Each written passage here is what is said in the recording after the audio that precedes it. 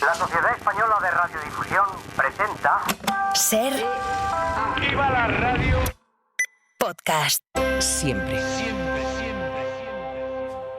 Estás escuchando El Abierto de Hoy por Hoy. Cada día analizamos las noticias más relevantes de la actualidad, las claves políticas, económicas y sociales, con las voces de los protagonistas y los distintos puntos de vista de nuestros tertulianos.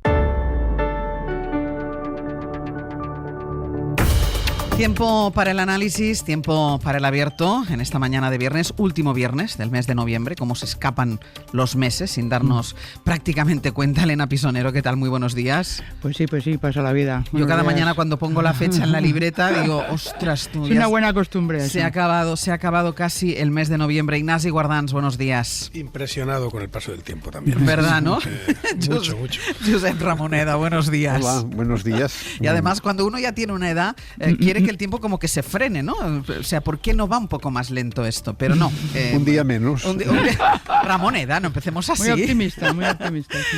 Venga, además hoy es un viernes especial, hoy es 29 de noviembre y hoy se cumple un mes del paso de la Dana. Es un buen momento para mirar a este mes que a nosotros, imaginen, que nos ha pasado rápido.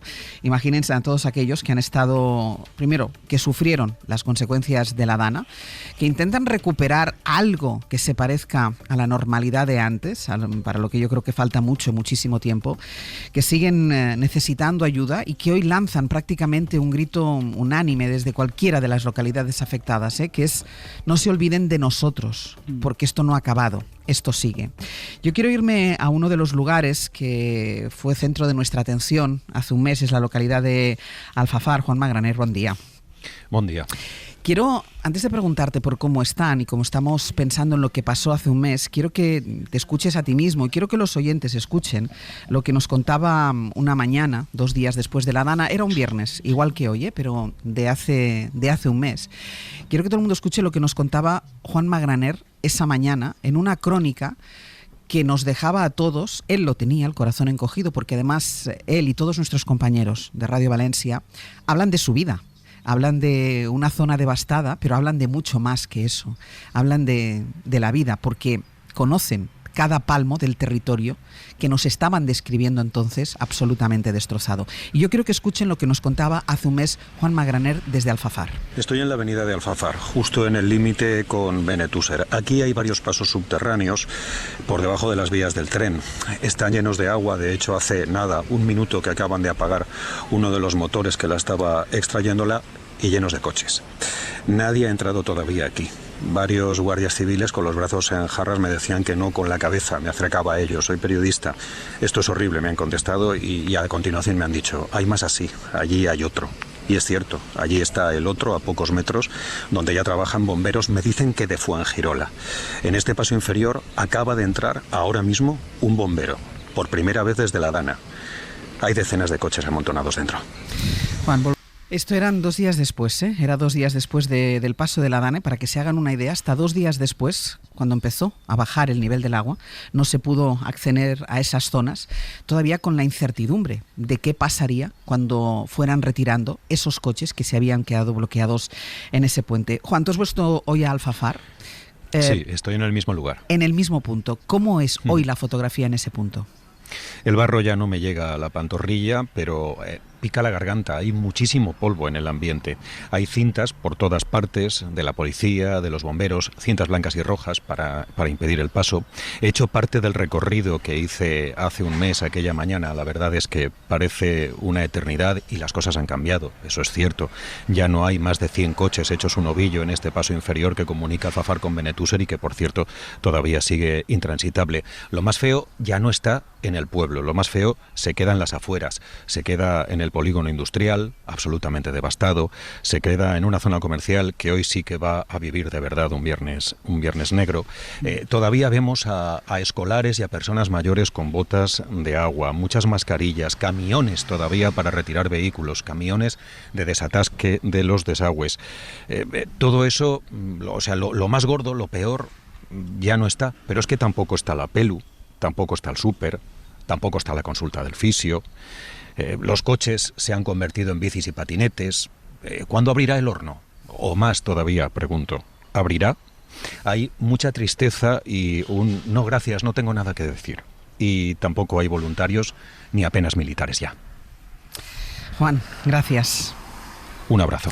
Un mes después, las poblaciones afectadas por la Dana recuperan poco a poco la normalidad, pero falta mucho. Y nos lo estaba, yo creo, describiendo con esas preguntas. Se describe perfectamente cuál es la sensación de los vecinos, ¿no? Cuando abrirán esos lugares que son puntos de referencia de la vida cotidiana, ¿no? Y no solo cuándo, sino la gran pregunta es, ¿volverán a abrir? Costará mucho volver a encontrar las localidades, si es que alguna vez se consigue, tal y como estaban antes de la tragedia. Radio Valencia, Julián Jiménez, buen día. Buen día, Ángels. Un mes después, si te parece, vamos a hacer un recorrido por algunos de los servicios básicos para ver cómo están funcionando, lo que funciona, lo que no, cuánto queda para que funcione. Y, por ejemplo, si te parece, empecemos por algo tan básico como la educación o la sanidad. Sí. Un mes después, ¿cómo están las cosas? Bueno, pues en materia de sanidad, los 57 centros de salud inicialmente afectados ya están operativos, aunque hay que decir que en algunos casos parcialmente porque algunos servicios se han tenido que trasladar a dependencias provisionales. Hay 5 equipamientos, 5 seriamente dañados que van a tener que reformarse o construirse de nuevo. Están en Catarroja, Paiporta, Alacuás, Aldaya y Picaña. Todos los municipios afectados, eso sí, tienen al menos una farmacia en funcionamiento desde hace 3 semanas. En materia escolar, desde el 11 de noviembre, el alumnado de 97 centros educativos de la zona afectada ha retomado la actividad. Esos son 38.200 alumnos, pero faltan por abrir 18 centros, o lo que es lo mismo, quedan por volver casi 10.000 alumnos. Muchos de los niños han sido reubicados en centros de otras poblaciones y no volverán a estar cerca de sus casas hasta que no se instalen aulas prefabricadas, donde seguramente permanecerán hasta que se rehabiliten o se construyan de nuevo esos centros escolares. Por lo demás, se siguen sin recuperar las actividades en otro tipo de equipamientos: bibliotecas, museos, auditorios, escuelas y locales de ensayo de bandas de música, pabellones, canchas, campos de fútbol y polideportivos. Julián, hay apuntalados un total de 144 inmuebles porque hay riesgo de derrumbe. Son fundamentalmente casas y edificios que han tenido que ser desalojados, pero no son solo viviendas, y a eso se hacía referencia Juan Magraner desde Alfafar. También hay una paralización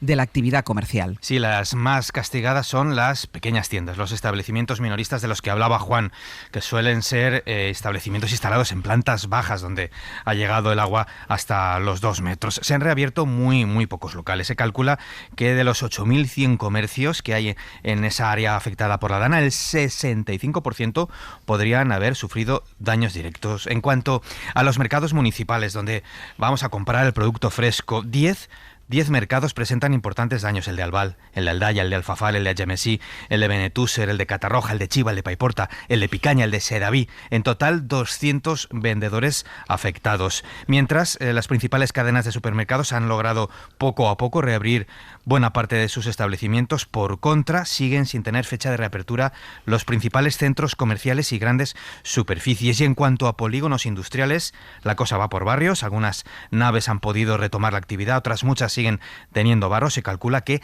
57 polígonos industriales han quedado afectados. Esos son casi 12.000 empresas. Pero si hay una cosa que se ha resentido este mes, y fue desde el primer momento, es la movilidad, Julián. Sí, la más castigada la movilidad, la más castigada la de los desplazamientos privados, que ha quedado muy limitada. Se calculan que han quedado inutilizados más de 120.000 vehículos. Circular con coche, además, no está siendo fácil. El agua se llevó hace un mes puentes, viaductos, dejó inutilizadas unas 130 carreteras al principio de la red principal y secundaria, 130 carreteras. Todavía quedan 40 tramos, fundamentalmente de la red provincial, que o están cortadas o está la circulación condicionada. Pero es que las vías de gran capacidad, como la V30 o la V31, han estado y siguen estando todavía colapsadas casi todo el día. Recordemos que estuvo interrumpido 15 días el tráfico en la A7, que es la principal comunicación que circunvala Valencia de norte a sur. Pero el transporte público tampoco ayuda, sigue sin recuperar la normalidad habitual. En cercanías no prestan servicio habitual 3 de las 5 líneas del área de Valencia, y en ferrocarrils de la Generalitat solo circula el tranvía. Sigue sin funcionar la red de metro en ambos casos, y eso sí, el servicio se presta a través de autobuses lanzadera, que también son víctimas de esos problemas circulatorios diarios. El Abierto. Ser podcast. en el abierto Elena Pisonero, Ignasi Guardans y Josep Ramoneda. Estábamos haciendo balance de cómo están las cosas un mes después de la Dana. Hemos estado en Alfafar, nos contaba nuestro compañero Julián Jiménez desde Radio Valencia, donde volveremos ahora, cómo están las cosas en los servicios más básicos y más fundamentales. Quiero ir a otro de los lugares, un nombre que yo creo que ya conoce todo el mundo, que es Paiporta, esa localidad tan pegada a Valencia que se confunde prácticamente con la ciudad. En ese momento solo estaba separado por un puente. Es uno de los municipios más afectados por esa riada, por esa Dana. Ahí está Jessica Crespo. Jessica, habla de nuevo. Hola de nuevo, Ángeles, buenos días. Nos contabas, Jessica, a las 8 cómo un mes después los vecinos aquí siguen trabajando. Nos hacías escuchar y se oye de fondo todavía el sonido de la maquinaria, porque aquí se sigue sacando lodo de calles y de garajes. Sí, que es lo que más preocupa, de hecho, los garajes y los sótanos. Y la imagen en estas horas que llevamos aquí ha ido cambiando desde la madrugada porque, bueno, justo donde me encuentro, que es a las puertas del auditorio de Paiporta, han empezado a llegar desde las 8 coches de la policía local, de los bomberos forestales. Hemos visto pasar también a militares, 2 camiones llenos de militares, y ahora sobre los capós vemos cómo manejan papeles y se están organizando para seguir limpiando y para seguir despejando.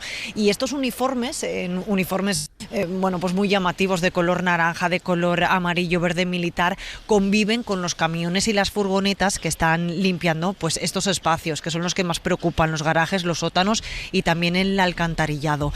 Las calles siguen cubiertas de capas y capas de polvo, es difícil también, se hace complicado a veces respirar, y este auditorio, donde os decía que me encuentro, sigue operativo desde prácticamente los primeros días como punto de ayuda, y entonces aquí se acumulan las palas, las escobas, los cubos, la lejía, también las mascarillas que están viniendo a recoger, pues muchas de las personas que vemos a estas horas por la calle. Mascarillas como las que llevaba Alicia, una de las vecinas que hemos visto pasar aquí a primera hora, que nos contaba que un mes después siguen con muchísimo miedo, incluso con una mochila preparada por si hay que salir corriendo. Yo perdí mi casa, yo me he ido a vivir a casa de mi hija. En casa de mi hija, el sótano de abajo, hay 2 sótanos, 2 garajes. El de abajo aún sigue lleno de lodo, con 17 coches dentro, que ya veremos a ver si nos llega el momento que vienen y nos dicen que nos desalojan por los cimientos, pero ahí no viene nadie.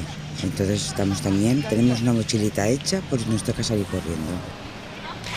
Y mientras vemos cómo pasan por aquí, pues muchísimas personas que se dirigen a trabajar, jóvenes, muchos de ellos todavía también con botas, es la indumentaria un poco obligada desde hace un mes para salvar el lodo en algunos puntos y el barro todavía, y el polvo, decíamos, todavía muy presente en estas calles, aunque lo peor de puertas para adentro. Y por lo que decíais de los comercios, ahora mismo tengo delante una clínica dental, una academia de inglés, una inmobiliaria, veo una peluquería y veo una agencia de viajes totalmente destruidas, cerradas, llenas de suciedad, y de hecho la agencia de viajes tiene las persianas reventadas y vemos el interior y vemos la imagen desde hasta dónde llegó esa inundación que prácticamente cubre todas las paredes. Jessica, gracias.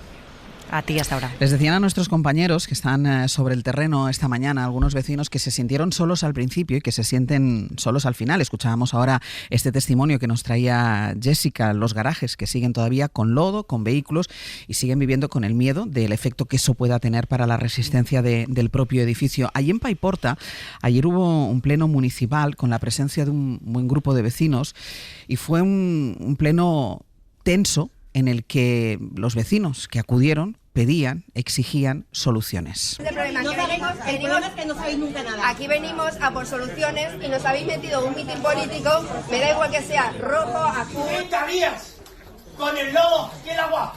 Llamé hace 2 semanas a un técnico del ayuntamiento con los lodos tóxicos. Saqué la contestación, la tengo. Por escrito. Con el tiempo que nos conocemos, Esther, con el tiempo que nos conocemos, y sabes las situaciones personales que hemos tenido y que tampoco hemos podido ni atender. Me consta que no han llegado a todas partes, pero me consta que iban policías con los particulares avisando a la gente de lo que necesitasen. Nada más. Estas eran las exigencias de los vecinos desesperados, la desesperación traducida en esas reclamaciones en un pleno en el Ayuntamiento de Paiporta, que tenía como protagonista también a la alcaldesa de Paiporta, que escuchaba la indignación, las peticiones, las exigencias de sus vecinos con lágrimas en los ojos. sigue siendo muy cuestionada, Julián, vuelvo contigo, sigue siendo muy cuestionada la gestión de Mazón y sus resistencias a marcharse, y eso está generando muchísimas y numerosas tensiones, no solo en la política nacional, sino, y principalmente, porque eso es sobre el terreno, en la política valenciana. Para hacernos una idea del ambiente irrespirable que se vive en la política valenciana, no hace falta remontarse muy lejos. No, ambiente irrespirable casi como el aire que se respira en Paiporta, como nos decía Jessica. Basta con la sesión de control al presidente de la Generalitat de ayer jueves para comprobarlo. Acabe con esta agonía. No tiene nadie alrededor que le quiera un poco, que le diga la verdad, que es un problema para su partido, pero también es un problema sobre todo para los valencianos. Si no se lo dice nadie, este sábado se lo dirán cientos de miles de valencianos y valencianas. Váyase ya, señor Mazón. Alude José Muñoz, el portavoz socialista al que escuchábamos, a la manifestación convocada mañana en contra de la gestión de la tragedia, la segunda de este mes. La primera, recordemos, reunió a 130.000 personas. También muy crítico ayer, en la sesión de control al presidente, el portavoz de Compromís, Joan Baldoví. Per què no ha dimitit encara? Dimitisca, senyor Mazón, i comence a preparar la seva defensa davant dels tribunals. No descansarem fins que vostè responga davant dels tribunals i davant del poble valencià. Respondía al propio Mazón, que acusa a los socialistas de buscar solo rédito político con la tragedia y a Compromís de no servir para nada. Demuestren con algo más que insultos, gritos y aspavientos si es que valen para algo. Demuestren que valen para exigir al gobierno y no solo para hacer mociones de censura. Todo esto en un debate bronco, crispado, con carteles de Mazón mentiroso en algunos escaños de la oposición, con gritos de Mazón dimisión y con varias interrupciones y llamadas al orden por parte de la presidenta del Corts. Julián, hay dos temas controvertidos, además, que han tensado mucho más el clima político en las últimas horas. Por un lado, la modificación del tope salarial para los nuevos altos cargos, y por el otro, el empeño del presidente de criticar al gobierno de España para dar ayudas, pero con intereses, algo que además ya contamos ayer, lo contó Javier Ruiz, que no es del todo cierto. Sí, Mazón se empeña en atacar al gobierno a cuenta del dinero que está movilizando. Ayer lo hacía comparando las ayudas de una administración y otra en función del presupuesto de cada una de ellas. En ayudas directas a fondo perdido, la Generalitat Valenciana ha movilizado más del doble que Sánchez en función de su presupuesto. Nosotros sí, a fondo perdido. Nosotros, la ayuda a los valencianos forma parte de las nuestras y no las pedimos con intereses, no las pedimos a devolver. Una actitud esta de Mazón que aquí en la cadena SER criticaba el número 2 del Ministerio de Política Territorial, el secretario de Estado, el valenciano Arcadi España.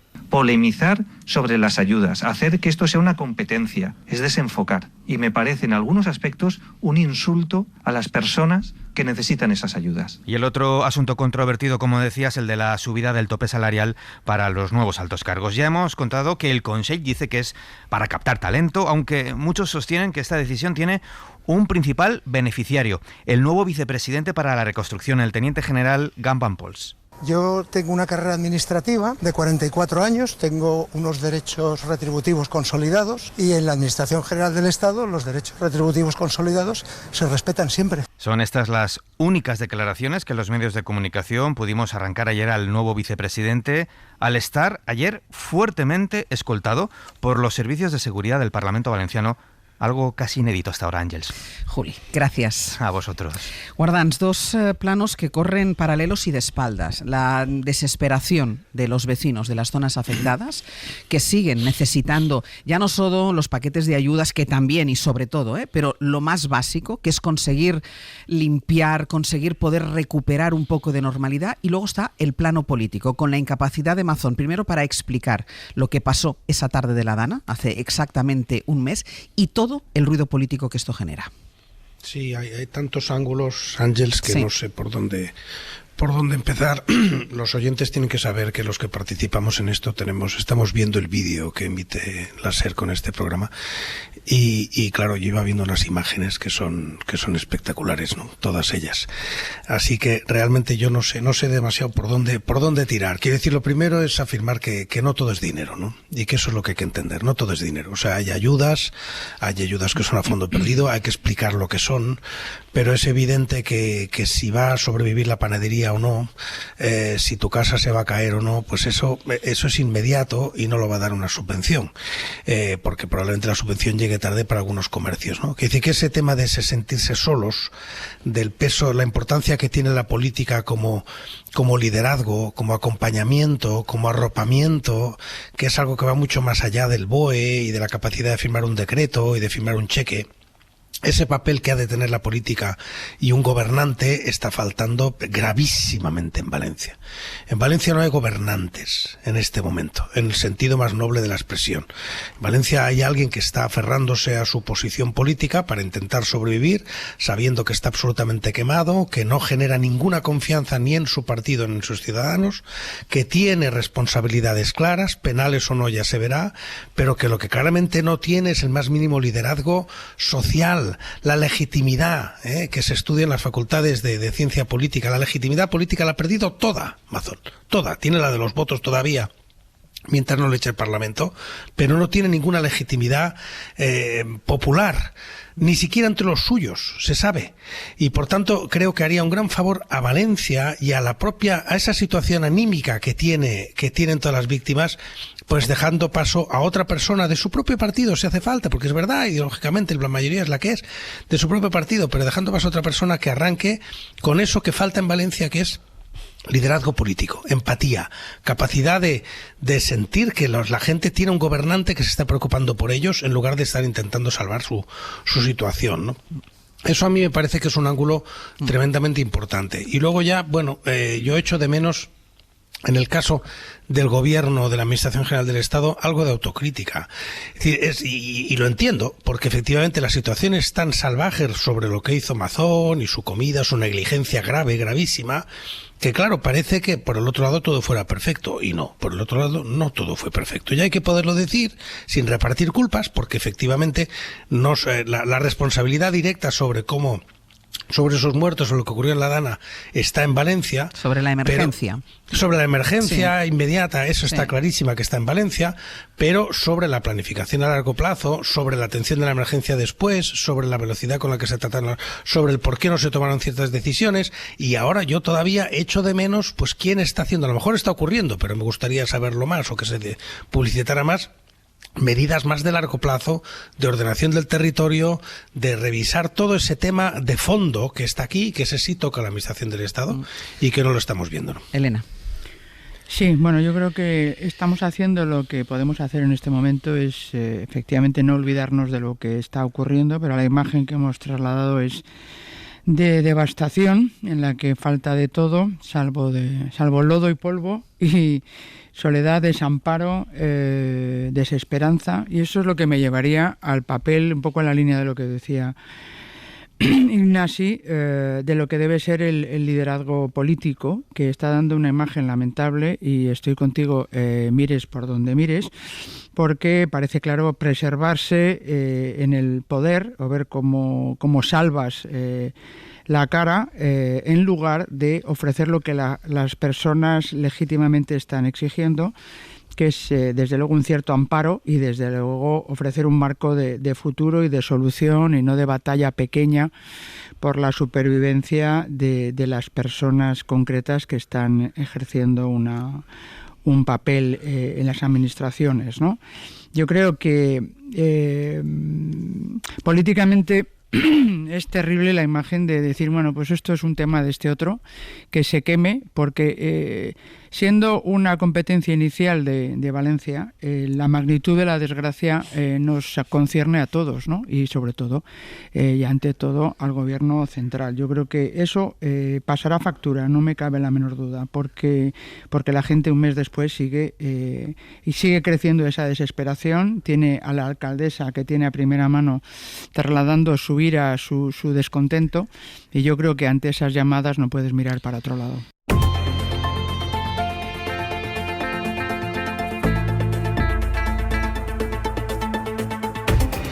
En el abierto, Elena Pisonero, Ignasi Guardans y Josep Ramoneda, al que todavía no hemos escuchado. Estábamos haciendo el análisis de este mes posterior a la Dana, la situación sobre el terreno, la desolación de los vecinos, que muchos de ellos dicen empezamos solos y seguimos solos. Hubo un momento en el que tuvimos mucha ayuda, pero parece como que terminamos solos. Y luego está el plano político, que es el que estábamos comentando aquí en el análisis, Ramoneda.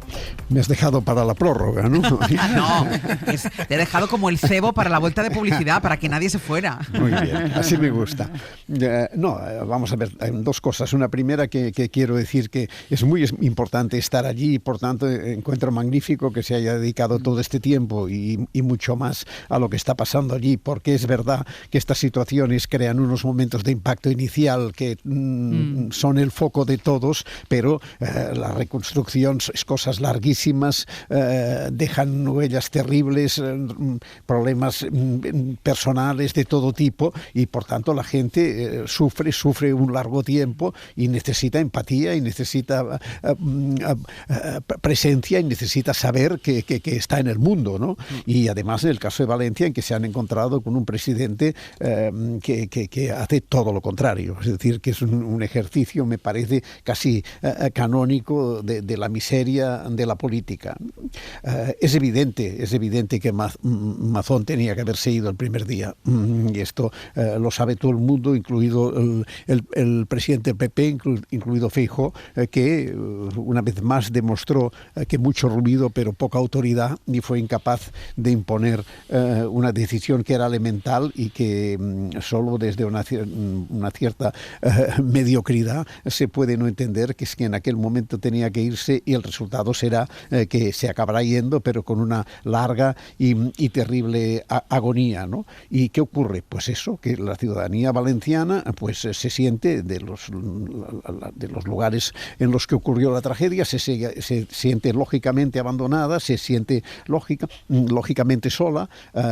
Mazón apenas ha ido a los lugares, es decir, no ha contactado lo mínimo para decir nada con la gente y inmediatamente se ha intentado desentender de la cuestión. Lo primero que hizo es ceder la responsabilidad, diciendo además que él no intervendría para nada a un militar, que esto solo ya es un ejercicio, en fin, que nos retrotrae a tiempos pasados y que además las cosas creo que van confirmando que es una grave equivocación. Y en estas estamos. Y ahora a Mazón la única cosa que se le ocurre, pues ayer apuntarse a este juego del PP, de la crítica desencadenada y sin propuesta alguna, de acusaciones permanentes sin pruebas mínimas suficientes contra el gobierno, contra Pedro Sánchez y el gobierno de Pedro Sánchez, que Macron ayer se apuntó al discurso de que es el momento más miserable de la historia. Digo Macron. Macron también. Vaya lapsus, porque Macron no es que esté en mucho mejor situación, digamos. Mejor que no apoye mucho. Pero bueno, pues nada, esto, sencillamente el ejercicio último de Mazón es un ejemplo más de esto, del PP cuando vive desorientado porque sabe que no tiene otra solución en este momento, otro aliado político que Vox y al mismo tiempo está haciendo todo lo posible para ser incapaz de ganarse a los demás, a los que están en territorio de en medio. Hacía referencia ahora Josep, a la elección de un militar para Moreno al frente de una vicepresidencia, polémico desde el principio, porque recordemos que él ya dijo desde el principio: yo no me voy a someter a ninguna directriz política. Ayer nos contaba nuestro compañero Julián cómo fue prácticamente imposible acercarse a él en les Corts, porque evidentemente él se sienta en les Corts como vicepresidente del gobierno valenciano porque tenía un amplio dispositivo de seguridad en su entorno. Y nos contaban también desde Valencia, algo que venimos comentando aquí, que una de las primeras polémicas en medio de toda esta crisis ha sido el hecho de modificar el tope salarial, que además es una decisión que adopta el Consejo de Gobierno, el Consejo de Gobierno de Valencia, precisamente pensando en el sueldo que va a cobrar, que tiene que cobrar este militar. Ayer La Sexta pudo hablar con él, antes hemos escuchado un fragmento de esas declaraciones cuando estaba entrando en les Corts. Esta modificación del tope salarial pensando en el militar, en Gam Pampols, en el militar que se va a encargar de la reconstrucción, permite a los nuevos cargos cobrar lo que percibían, en su caso, en el ejército, como si todavía estuviera en activo. En esas declaraciones, a esa compañera de La Sexta que pudo hablar con él, Gam Pampols deslizó que tiene unos derechos retributivos consolidados desde 2019, insinuando que quiere cobrar al menos lo que ganaba entonces, que son 91.657 euros. Tengo una carrera administrativa de 44 años, tengo unos derechos retributivos consolidados y en la Administración General del Estado los derechos retributivos consolidados se respetan siempre. Pero sabe que en su caso ganaría más que el presidente si se mantuviera esa situación, por lo que ha trascendido. Pues no sé si ese es el caso o no, porque yo todavía no sé lo que ganaría. Yo sé lo que ganaba en el año 2019. El punto de referencia es el sueldo del presidente de la Generalitat y por eso hay ese tope salarial de los que forman el gobierno y pasan otras administraciones. En este caso se modifica en plena crisis de la Dana para que Campan Pols pueda mantener el nivel adquisitivo que tenía. Guardans. Bueno, a mí eso me parece una salvajada, O sea, una salvajada. Y me parece que le inhabilita ya desde hoy, después de haberlo escuchado, le inhabilita para ese cargo. Quiero dejar claro que no tengo nada en contra de que sea un militar. A mí puede ser un militar como si hubieran traído, nombran conseller en Valencia, a lo mejor es lo que hace falta, un experto de crisis de Naciones Unidas, Alguien que venga del sudeste asiático y que haya estado allí gestionando. A mí eso me es igual. O sea, que puede venir quien quiera y que sea creativo el presidente y por tanto un militar retirado, pues puede estar perfectamente. Pero claro, viene a servir y a ponerse al mismo nivel que las demás personas en la comunidad de Valencia, el gobierno de Valencia. Esa idea de que uno trae la mochila de su sueldo de su casa, lo primero que demuestra es que este señor no sabe lo que está haciendo ni de lo que está hablando. O sea que, por un lado, al gobierno y a Mazón me parece una vergüenza que modifique la normativa para intentar acomodar esto, y me parece un escándalo, porque además una vez se hace con uno va a ser para los demás, pero además es absurdo, pero sobre todo en cuanto a él, en cuanto a la propia persona, demuestra que no entiende nada. A ver si se cree que la gente que llegó, y no voy a poner nombres, pero están ahí sobre la mesa, al gobierno de España desde Naciones Unidas, desde la Comisión Europea, desde instituciones internacionales, desde centros de investigación, o en algunos casos, menos de los que yo querría, desde el sector privado, dijeron, no, yo tengo aquí consolidado esto y aquí vengo. ¿Pero usted qué me está contando? ¿Pero en qué mundo vive usted? O sea, cuando uno entra en política, efectivamente cobra menos. ¿Que podemos abrir ese debate? Abrámoslo. Bueno, no todos, claro, pero mucha gente muy valiosa. Es un debate, sí. Podemos abrir ese debate y yo he defendido muchas veces que hay que pagar mejor la política. Yo estuve en la administración y cuando después volví a otros ámbitos me preguntaron si faltaba un cero, porque siempre te preguntan, ¿qué cobrabas antes? Y entonces preguntaron si faltaba un cero en lo que puse, en lo que había cobrado cuando estaba en la administración, ¿no? Y de que eso está mal, podemos hablarlo. Pero la idea de que alguien tiene con su paquete remuneratorio y entra a la administración con lo que cobraba antes, demuestra, sinceramente, lo digo muy en serio, más allá del respeto que tenga por la trayectoria de este señor, demuestra que no tiene ni idea de lo que está haciendo, ni de dónde está, y este es quien tiene que gestionar las ayudas y quien tiene que liderar. Y perdona, Ángels, un detalle muy práctico. La Generalitat Valenciana, que le va a subir el sueldo a este señor, ha estado cobrando dinero de donaciones para la Dana. Es decir, que los que han estado dando dinero para la Dana, para ayudar a las víctimas, han estado pagando el complemento de sueldo de este señor. Es así de crudo, porque la caja es común. Ramoneda. Una cosa, estoy completamente de acuerdo con lo que dices y además me parece absolutamente infame que se planteen cuestiones de dinero en una situación como esta, ¿no? Pero a mí hay una cosa que sí que me inquieta del hecho de que sea militar, que es el argumento con el que lo defendió el propio Mazón, que es que los militares, un argumento franquista típico, los militares no hacen política. Hombre, entonces buscamos a una persona porque no hace política, es decir, la dejamos libre de lo que es todos los procedimientos políticos, la dejamos libre del control. Es un militar que va a hacer política un tiempo, estamos de acuerdo, claro. Por eso, me parece que ponerlo allí con el argumento de que él no hace política y además insistiendo el presidente en que él no intervendrá para nada en las decisiones, el presidente, que por tanto jerárquicamente está encima, no intervendrá para nada en sus decisiones, pues no está mal. Elena. No, estoy muy de acuerdo con los dos. Yo creo que hay que separar la competencia técnica de la persona, que efectivamente el hecho de haber sido militar con las misiones que ha tenido le acredita una competencia y una capacidad para ejercer un encargo como el que estamos comentando, pero nunca, si estás desde luego como consejero, que es un cargo político, no puedes estar exento de las obligaciones que tiene el hecho de ocupar ese cargo, que no sería si fuera administrativo, o vamos, parte de la administración y no del gobierno, en este caso. Se tendrá que dar explicaciones a las cosas, se tendrá que someter al control del evidentemente, y en ningún caso el presidente puede delegar o inhibirse del necesario control de lo que haga esta persona. Porque el tema de la retribución, bueno, cada uno puede aspirar a lo que quiera, pero la única justificación de llevar la mochila es si ocupas un cargo en la administración, que no es el caso. O sea, es que esto está regulado. Yo no entiendo a veces cuando dicen determinadas cosas, me sorprende. Y aparte de la inoportunidad, pero esta persona no puede aducir una mochila cuando el cargo que tiene es político.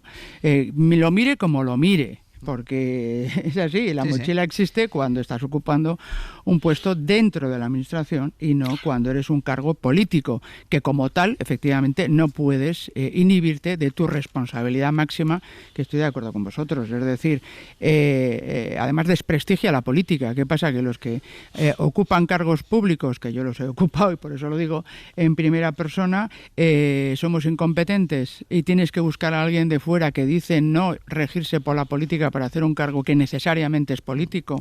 Yo creo que efectivamente ha sido un error y tendrían que saber explicarlo. O sea, lo que no puede es aducir que yo vengo aquí como si los demás efectivamente no lo hubiéramos sabido desde el principio, la servidumbre que supone ocupar un cargo político. Si no lo ocupes.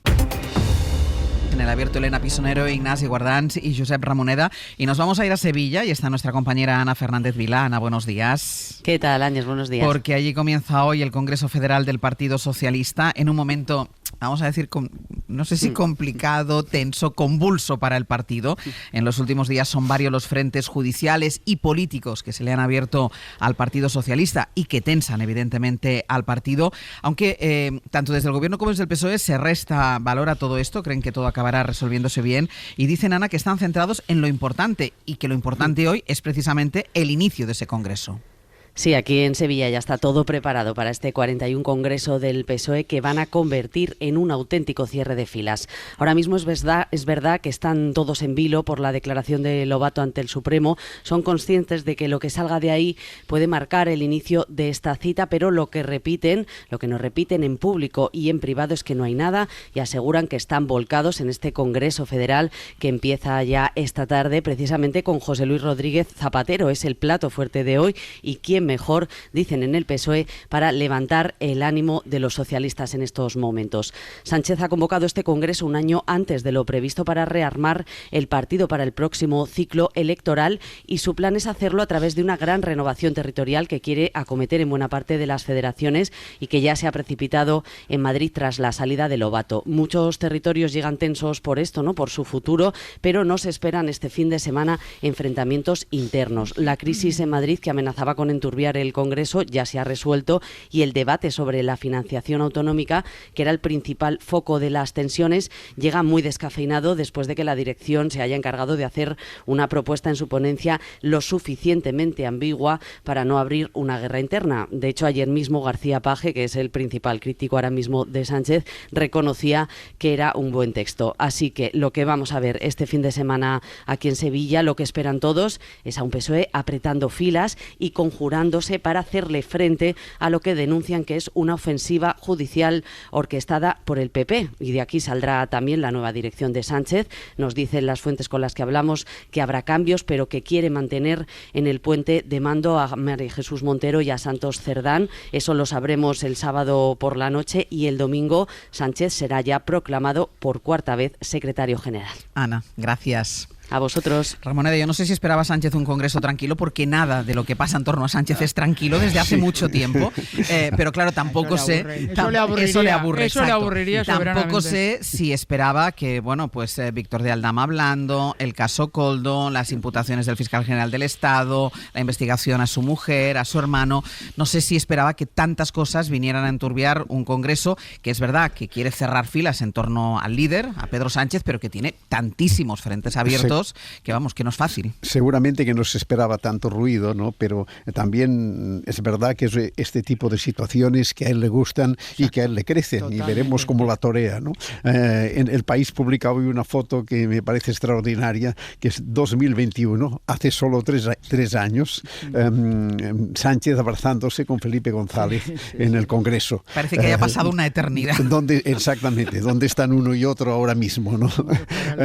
Pero en cualquier caso, eso es evidente que es una situación muy complicada en la que vivimos un espectáculo político que a mí me parece francamente lamentable. Es verdad que el PP tiene un problema, que es que en las posiciones en las que está actualmente no tiene otro punto sobre el que apoyarse, que es Vox, cosa que evidentemente no le ayuda y que le es muy difícil pues ganarse los territorios intermedios que cambian las mayorías en este país, y que esto genera esta especie de lamentable espectáculo permanente de Feijóo, que es no saber hacer otro discurso que lanzar cada día una acusación de corrupción nueva contra Sánchez, contra el entorno, apoyándose en cualquier cosa, generalmente informaciones lanzadas, amenazas lanzadas por personas con problemas con la justicia, ¿no?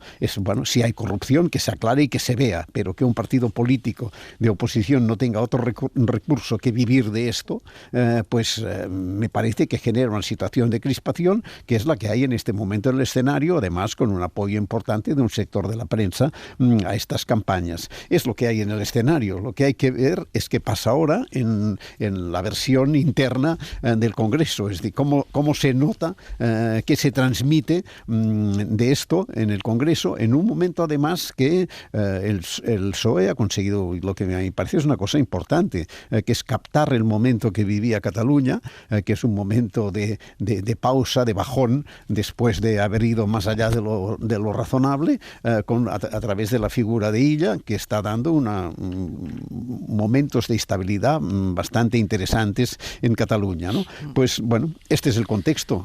Hay las cosas buenas y hay este clima de amenaza contra él que se ha instalado, y estas cosas pues a veces acaban haciendo una cierta bola de nieve, ¿no? Pero a mí me parece que es muy temprano para dar a Sánchez por finiquitado. Voy contigo, Elena, pero déjame, porque como está de alguna manera ligado, todo lo que se va conociendo, de lo que se va hablando, sobre todo, muchas acusaciones sin pruebas, pero hay declaraciones en los últimos días y además movimientos judiciales que afectan al Partido Socialista, afectan al líder del Partido Socialista, pero evidentemente afectan también al gobierno, porque el líder del Partido Socialista es el presidente del gobierno. Así que, David Junquera, buenos días. Hola, ¿qué tal? Buenos días. Claro, tenemos la sensación que en estas últimas semanas al gobierno le han faltado cabeza y manos como si fuera un portero para ir despejando los balones en forma de acusaciones y de movimientos judiciales que le iban afectando. Una casual catarata judicial justo en la semana del Congreso del partido. Pilar Alegría ha intentado ejercer de dique de contención en la rueda de prensa posterior al Consejo de Ministros, pero bueno, no es nada fácil porque hablamos de 4 vías de agua diferentes. Por eso, aunque el Gobierno dice que ellos están a lo importante. Estamos en lo importante, estamos trabajando para la gente. Al final están trabajando para la gente en Valencia, como dice Alegría, pero también están trabajando como pueden para atajar o despejar 4 balonazos judiciales. El primero, el de Aldama. Pues es que este señor no tiene ninguna credibilidad. Cuando alguien acusa lo tiene que demostrar. El segundo, el que afecta al fiscal general del Estado, que cobra actualidad hoy con la declaración en minutos del exsecretario general de los socialistas madrileños en el Supremo. Lobato tiene que explicar si la que fuera jefa de gabinete de Óscar López le filtró información confidencial del novio de Ayuso o no. El gobierno se abona a eso, al no. La señora Sánchez Acera aludía a una información que había sido publicada en los medios de comunicación. Y el tercer balonazo, la citación de la asesora de Moncloa que hizo gestiones ante los patrocinadores de la cátedra de Begoña Gómez. Justo hoy está citada por el PP en el Senado en la Comisión Coldo. Trasladar también la máxima tranquilidad, porque sabemos que no hay nada. Aquí no hay ni altos cargos ni opacidad de ningún tipo. Todas las parejas de los presidentes de gobierno han tenido una persona que colaboraba en sus tareas de organización y logística. Y a ver, que son tantos que casi se me olvidaba el cuarto. Tenemos también la imputación del hermano de Sánchez. Es un asunto que tiene, si me permite, sospechosas similitudes con otro asunto. ¿Por qué digo esto? Porque uno va a mirar quiénes son los denunciantes y son los mismos. Vox, Hazte Oír, Manos Limpias, es decir, organizaciones de la ultraderecha, con informaciones falsas. En Moncloa aseguran que a pesar de todo esto se sienten muy tranquilos, pero lo cierto es que el gobierno hace una semana colocaba a Rivera en Europa y conseguía desbloquear la reforma fiscal y no ha podido disfrutar ni un minuto de estos caramelos, de sus éxitos. La batalla judicial cobra peaje y eso se está notando en las declaraciones y en los gestos. Lamenta el Ejecutivo que vivamos un tiempo donde los mentirosos atacan sin pruebas y el inocente está obligado a demostrar eternamente su inocencia. Junquera, gracias. A vosotros. Hasta luego, Elena. ¿Sobre el Congreso del PSOE? Bueno, sobre la situación al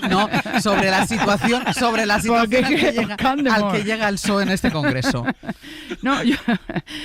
Yo creo que el Congreso, es de las pocas cosas que sabemos cierto el resultado, entre otras cosas porque no hay más que una candidatura, ¿no? Puede haber un cierto debate sobre la ponencia.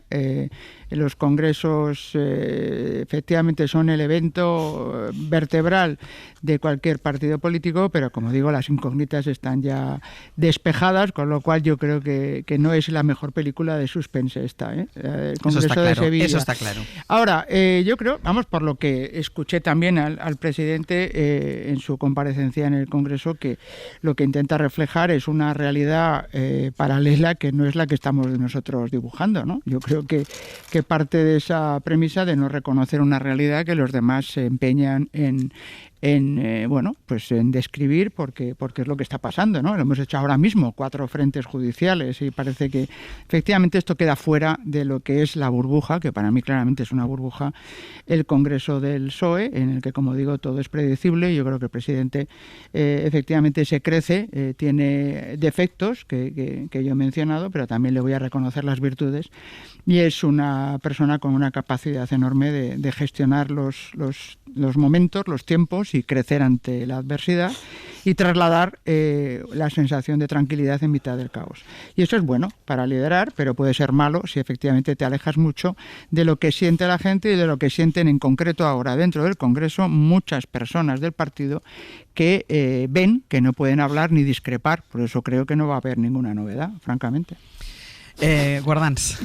Bueno, decía Ramoneda algo que le he escuchado otras veces, que es como Pedro Sánchez tuvo el arte, la capacidad, la perspicacia de captar el momento en Cataluña.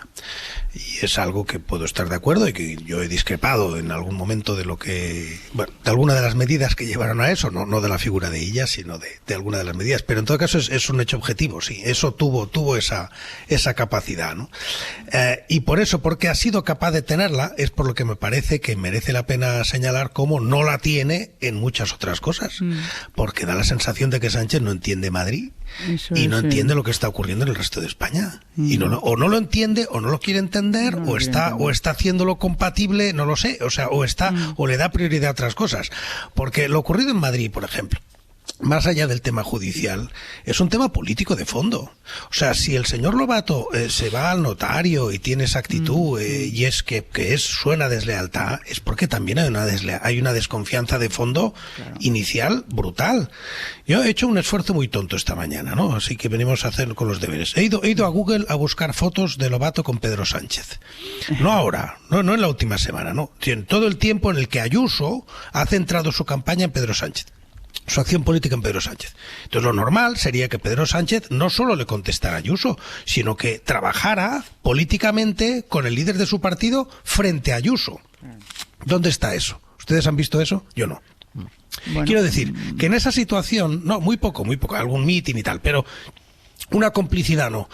Yo no digo que Lobato no se ha equivocado, digo que el contexto político de soledad absoluta del líder del PSOE en Madrid, pues es el que lleva que efectivamente le entra un día el pánico, se va al notario y se protege, en lugar de tener mecanismos de comunicación con la dirección de su partido normales. Oye, que he recibido esto, ¿qué hago? No ha habido nada de eso.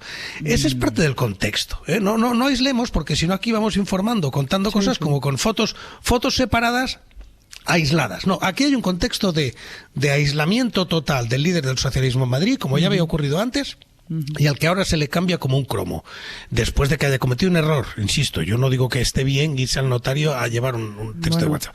O sea que aquí hay muchos frentes, y creo que en el Congreso en Madrid, en el Congreso en Sevilla del PSOE, pues en lugar de limitarse a protegerse o a echar balones fuera de la situación judicial, que es grave y que va a ser más grave después de la declaración de Lobato, porque todo apunta a que efectivamente la señora Sánchez Acera va a aparecer como testimonio, sino como imputada en este procedimiento. Lo digo porque no porque sepa yo nada, sino porque de lo que sé es un poco de derecho y cómo funcionan los procesos. Entonces no me sorprendería nada que fuera el paso siguiente, ¿no? Y por tanto hay que prepararse para eso, porque ya sería una persona imputada por su acción desde Moncloa. Así que, más allá del tema estrictamente judicial, creo que tienen que abrir un poco los ojos a ver lo que está ocurriendo en el resto de España. En Cataluña las cosas van bien, en el resto de España las cosas no van bien. Elena, ¿qué vas a decir algo? No, es que yo creo que el tema de Juan Lobato, y está muy bien lo que has planteado en el tema de Madrid, bueno, lo que está en juego es que efectivamente son las formas de ayudar al secretario general en el Partido de Madrid a hacer la oposición con Ayuso, que no es el estilo que a él le gustaría, como tú bien dices, de que te apoye de una manera más directa y te empodere, palabra que no me gusta porque suena fatal, Sí, pero es la buena, es la buena. pero es la que toca en este caso, es decir, realmente tú tienes que hacer la oposición, eres el que estás en primera persona y hay que cederle el protagonismo, pero es un protagonismo que el presidente Sánchez ha asumido desde el principio, quizá porque efectivamente bueno, eso le provoca, como dirían en Sudamérica, le provoca enfrentarse con Ayuso y le ha jibarizado y justo cuando se supone que le va a ayudar le da una píldora envenenada, como es lo que vamos a dirimir, espero, se dirimirá en el Tribunal Supremo, si de lo que me estás diciendo es que utilice un estilo y un método de hacer política que es lo que ha dicho, que él no comparte. Entonces, para esas ayudas, pues efectivamente no me las des. La dificultad es cómo ejerces un liderazgo desde las regiones cuando el secretario general de tu partido efectivamente es muy presidencialista y no tolera la discrepancia. Esta es la dificultad que, como digo, no se va a dirimir en el Congreso porque en absoluto se plantea en esos términos. A las 10 está prevista, voy contigo, Ramoneda, ahora, pero déjame porque como a las 10 está prevista esa comparecencia de Lobato, esa declaración de Juan Lobato ante el Tribunal Supremo. Jefe de contenidos de Radio Madrid, Roberto Torija, buenos días. Hola, buenos días. Lo estábamos ya medio comentando, pero es que, claro, esa declaración es relevante porque Lobato va a tener que aclarar si recibió los correos sobre el novio de Ayuso antes o después de que se publicara en los medios. Sí, tendrá que enseñar la conversación con Pilar Sánchez Acera registrada en una notaría. La jefa de gabinete de Óscar López le mandó un pantallazo de los correos confidenciales entre el novio de Ayuso y la Fiscalía. La pregunta es, ¿cuándo lo hizo? A mí lo que me manda Pilar es el correo electrónico. Y claro, y me dice, esto es importante para hoy. Efectivamente, ya había salido publicado en la SER y yo le digo, claro, esto está muy bien hoy políticamente, pero ¿de dónde viene? Es lo que le pregunto. Y es cuando me dice, de los medios. Nadie en el PSOE madrileño se cree que acudiera un notario a registrar eso. Lo que piensan es que Sánchez Acera le envió el documento antes de que se publicara en los medios y que Lobato acudió a la notaría buscando un parapeto legal para evitar que la investigación por revelación de secretos abierta en la Fiscalía pudiera afectarle también a él. Él mismo, el otro día, llegó a deslizar esa idea. Hubiera supuesto un intento de que fuera yo quien hiciera público ese documento y con las consecuencias legales y políticas que eso hubiera tenido para mí. Fuentes del PSOE madrileño muy próximas al Gobierno central están preocupadas por el futuro judicial de Sánchez Acera, sobre todo porque la investigación judicial por revelación de secretos puede dar el salto de la Fiscalía a la propia Moncloa. Torija, gracias. Hasta luego. Josep, que no sé si querías añadir algo. No, nada, una cosa muy... Bueno, por un lado es posible que yo sea de los que no entiende Madrid, como dice Guardans, porque es un microclima que hay que reconocer que es un poco complicado y un poco cerrado, digamos, ¿no? Bueno, supongo que es el resultado de una concentración tan alta de poder que en otros sitios no estamos acostumbrados. Pero yo creo que el caso Lobato en realidad tiene una cuestión. Esta persona se ha metido la pata por debilidad, probablemente, no quiero hacer un juego de palabras, pero probablemente porque es novato y ambicioso a la vez. Y estaba solo, Josep. Todo eso en soledad. Y se ha encontrado que ha dado un paso en falso de estos elementales, digamos, de primero de política. Voy a hacer una pausa y a la vuelta vamos con un informe que publicó ayer la revista Science, que va sobre los bulos, como el gobierno alude a los bulos para hablar de ciertas informaciones que le atañen, o todos los bulos, y eso es una certeza, que han corrido durante la Dana. Ayer ese informe de la revista Science vincula los bulos con la indignación que generan y cómo esta indignación moviliza a la gente. Me parece muy interesante.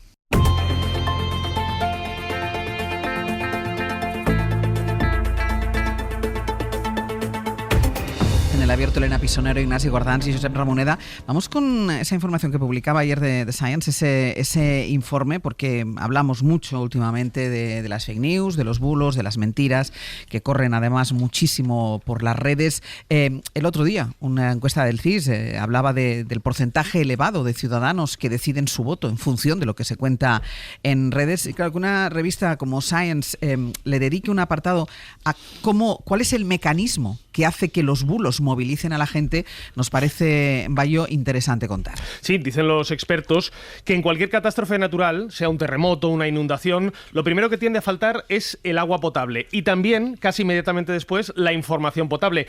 Y España no iba a ser un país diferente al resto en esto. Seguramente mucha gente de buena fe dice no pueden ser 700 porque tal, porque no sale el ticket. Que ese parking es un infierno, palabras literales que he escuchado. Durante el último mes, Ángels, han circulado cientos de bulos y falsedades en torno a la Dana, hablando de personas muertas en un parking inundado en el que finalmente y afortunadamente no hubo ni una sola víctima, de conspiraciones para reducir el registro oficial de fallecidos o de la destrucción de la ayuda que llegaba a los afectados. Amigos, esto es increíble. Está tirando toda la ropa que habéis donado para Valencia. Entra al ayuntamiento y se quiere quedar con todo. Entra Cáritas y se quiere quedar con todo.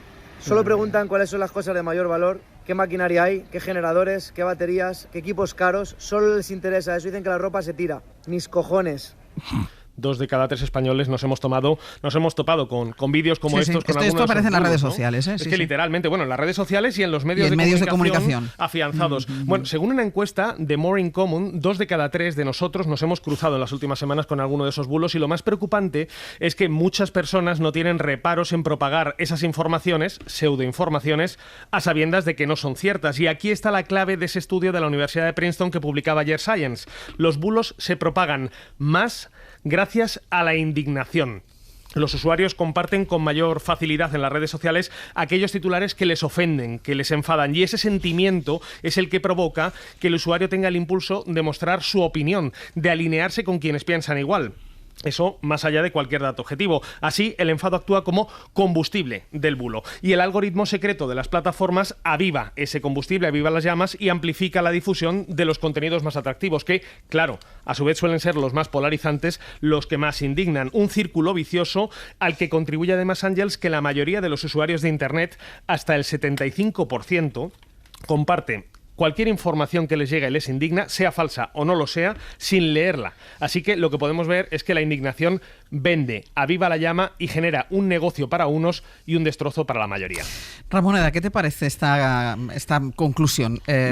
Bulos que generan indignación y la indignación es combustible. Es que es muy sencillo, me parece que es el tema central de este momento. Estamos en un cambio de sistema comunicacional y estábamos acostumbrados a un sistema comunicacional que era de la prensa escrita, la radio, los espacios en que nos movemos todavía nosotros, y hemos entrado en un nuevo universo que es el universo digital, y en este universo digital la distinción entre verdad y mentira es pues cada vez más difícil, y la capacidad de transmisión de los bulos, apoyados además con esta cosa misteriosa que es el algoritmo, pues lleva a situaciones cada vez más evidentes de confusión. Me parece que es el tema central que tenemos que afrontar en este momento desde el punto de vista de la comunicación, porque es un cambio estructural y no reversible de sistema comunicacional, y tenemos que domesticarlo, para decirlo así, ¿no? Elena.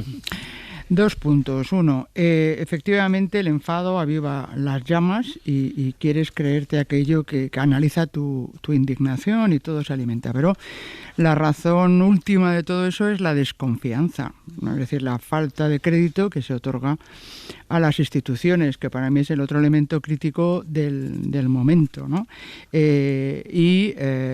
Ahí lo que quiero llamar la atención es que, ojo, las habéis mencionado, que hasta los propios medios no pseudomedios, sino medios pseudoserios, pseudoserios, avivan esa propia dinámica, y a mí me parece muy preocupante, porque lo que domina estos tiempos es generar el caos para dominar en medio de todo ese caos, laminando y cuestionando aquellas otras instituciones que tienen que hacer de contrapeso y contrarrestar tu poder. Esa es la dinámica que estamos viendo en Estados Unidos, nada menos, pero también en muchos ámbitos de Europa, que hay muchas fuerzas políticas y gobiernos que alimentan ese tipo de polarización en un supuesto intento de salir como Salvador, sin darse cuenta de que es un boomerang que les va a dar en toda la boca. Guardans. Tomás. Sí, a ver, ese informe que citáis, lo que habéis traído a colación, me parece un buen análisis de qué es lo que creo que es lo que actúa como detonante de los bulos, ¿no? Pero no va a la causa. Es decir, eso, el detonante efectivamente es la indignación, y eso es lo que lleva a la multiplicación del bulo. Pero el tema es mucho más profundo, está efectivamente la desconfianza, está la nueva situación. O sea, esto nos llevaría mucho tiempo. Yo lo que sí puedo decir, compartir con Ramón Edad, es que me parece gravísimo, importante, gravísimo el sentido de importante, de una de las amenazas más serias que tiene en este momento la democracia en Europa y en el mundo. Algo que puede corroer hasta sus mismísimos cimientos nuestra convivencia en el ámbito público, en el espacio público, y indirectamente también en el privado, porque la podredumbre en el espacio público afecta a las familias, afecta a las parejas, la tensión social llega a todas las familias y en parte arranca de esos bulos. Y por tanto creo que es algo en lo que todos están implicados, los medios de comunicación, los líderes de opinión, los gobernantes. Hay una nueva ley europea que intenta hacer un esfuerzo con esto, que todavía no ha entrado en vigor, pero claro, no se cambia todo con leyes. O sea que hay un tema de educación.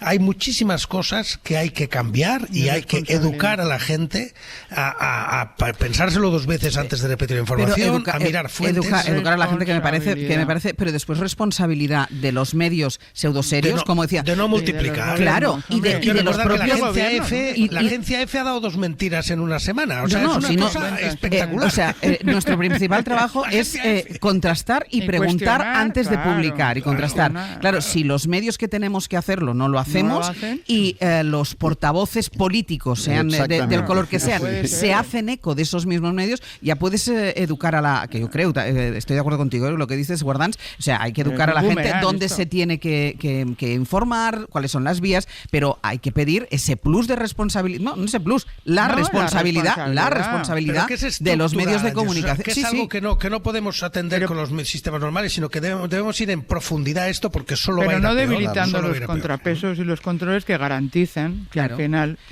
tienes más cercanía con la verdad que con lo que quiere interesadamente divulgar una parte. Vamos a hacer una pausa y vamos a ir terminando ya el abierto.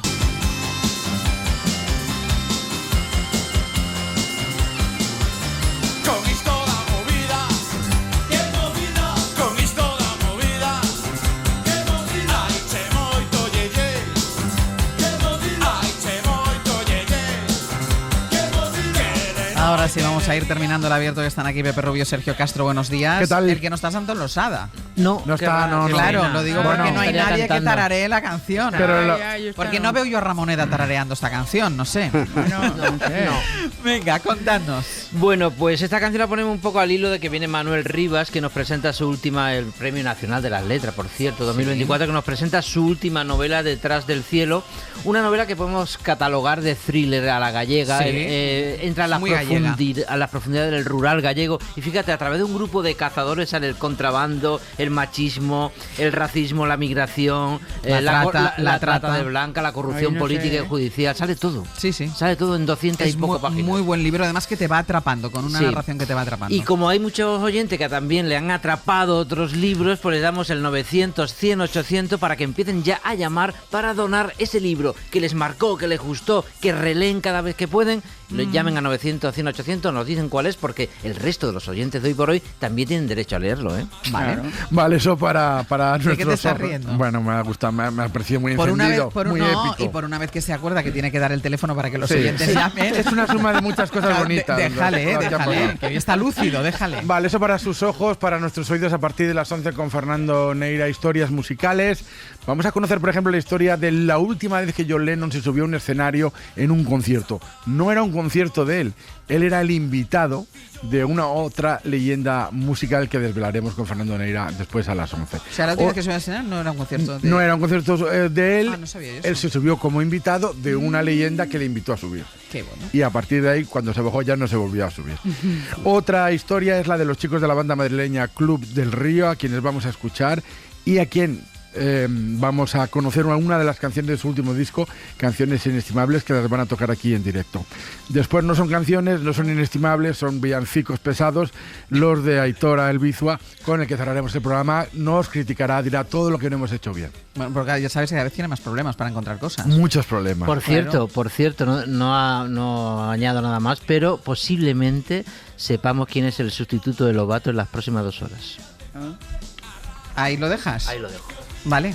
¿Tienes pistas que el resto de humanidad no tiene? Lo dejo ahí. Pero vinculado a tu sección. Que escuchen en los próximos minutos. Ah, vale. Bueno, pues ya está. O sea, más cebo que este. Canta bien. Canta bien, exacto. El que va a cantar va a ser Lobato, que ha entrado en el Supremo. Elena Pisonero, Ignasi Gordán, Josep Ramoneda. Hasta la semana que viene. Hasta luego. Adiós. Para no perderte ningún episodio, síguenos en la aplicación o la web de la SER, Podium Podcast o tu plataforma de audio favorita.